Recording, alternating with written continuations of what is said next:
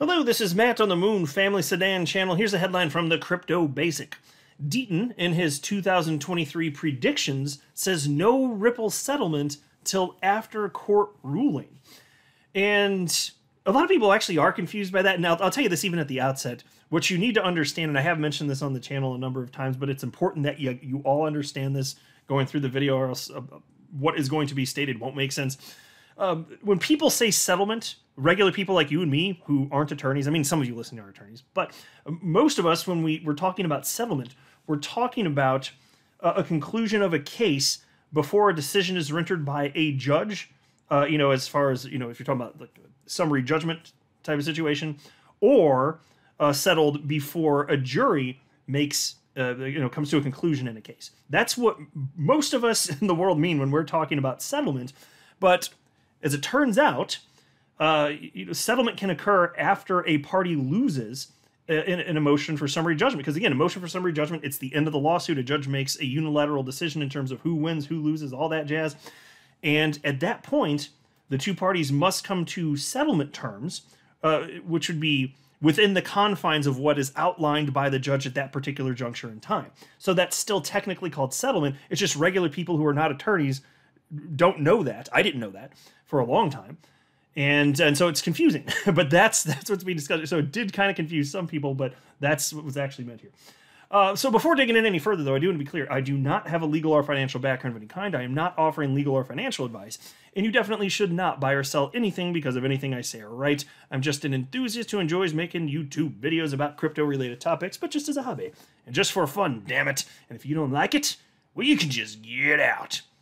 Into the piece we go. Attorney John Deaton has asserted that there will be no settlement in the U.S. Securities and Exchange Commission case against Ripple till after Judge Annalisa Torres gives her summary judgment decision.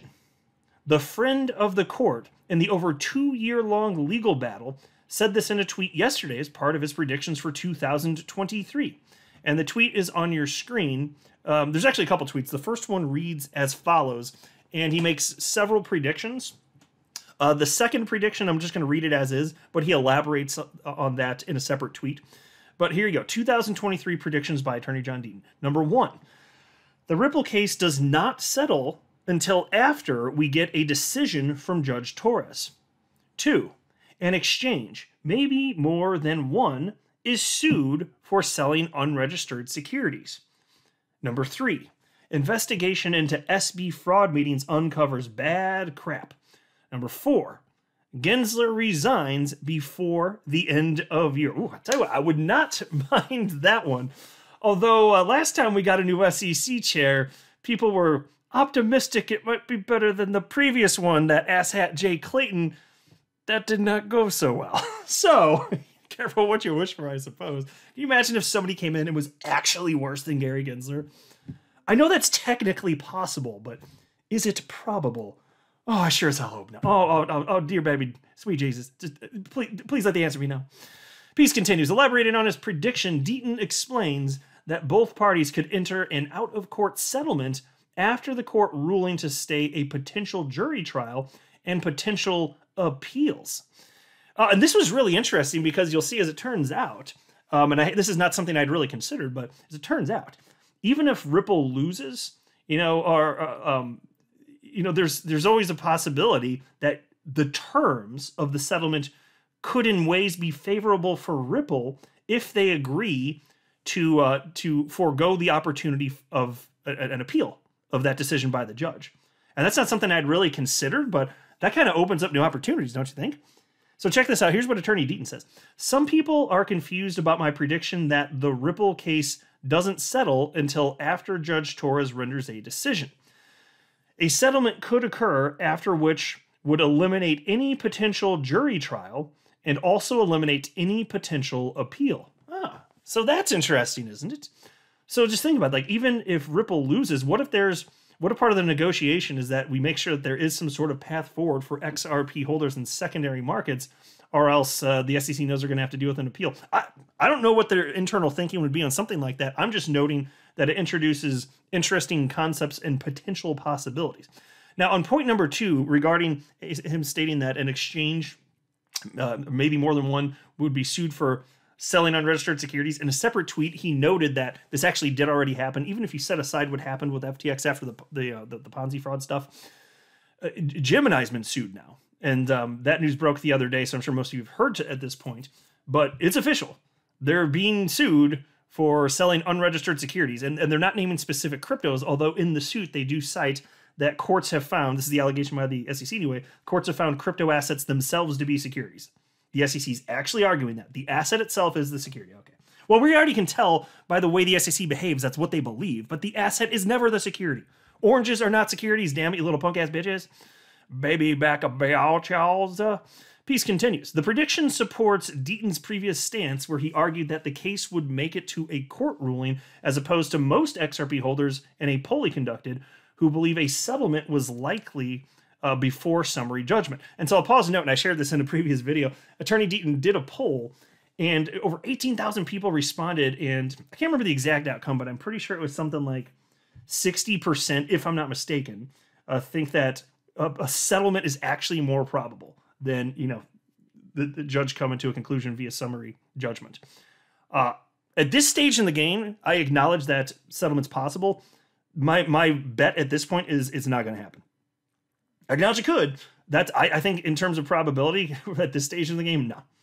If you had asked me several months ago, I would have said to me seems more probable a settlement because there's so many moving parts, and sure, we're not privy to all the information and what's in the Hinman documents, this or that. But yeah, I did think it was more probable back then. But even back then, I said if we don't get one and you get certain, far enough along, it becomes each passing day it becomes less and less likely. Anyway, piece continues.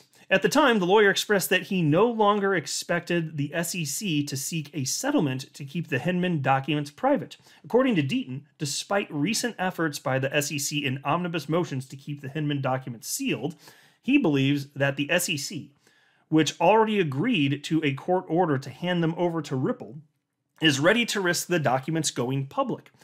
In addition, the crypto law founder believes that the SEC chair Gary Gensler is willing to gamble on an unfavorable SEC outcome. Furthermore, he added that the regulators had received a confidence boost with the win against Library and the FTX collapse. Notably, Deaton believes that the ruling in the SEC case against Ripple will be the only clarity the emerging markets get until the next poll. He said this in light of the negative sentiment toward crypto in Congress and the House's polarized nature that makes it less likely to pass many bills. So what do you think about his predictions here?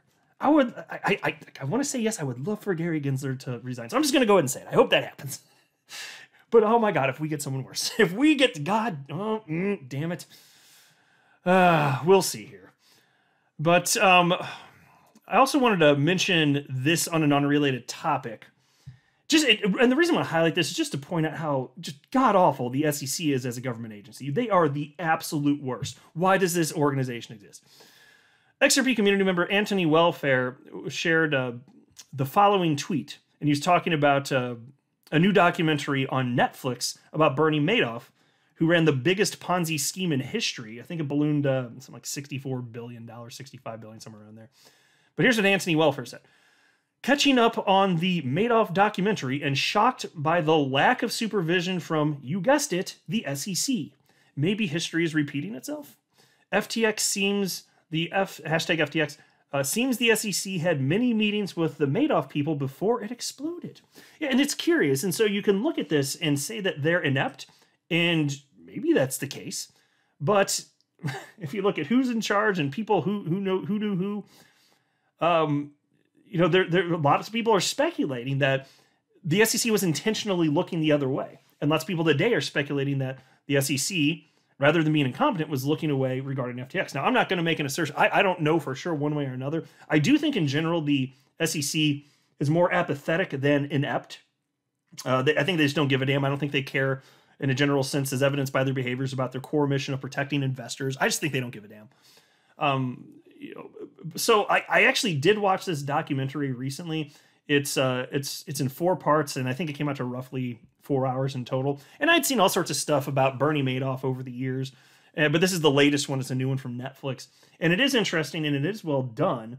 And they have people directly involved with this that were interviewed, new interviews in person for this. But it was just interesting going through this. They just hammer the SEC throughout the entire thing. What an awful, good-for-nothing organization.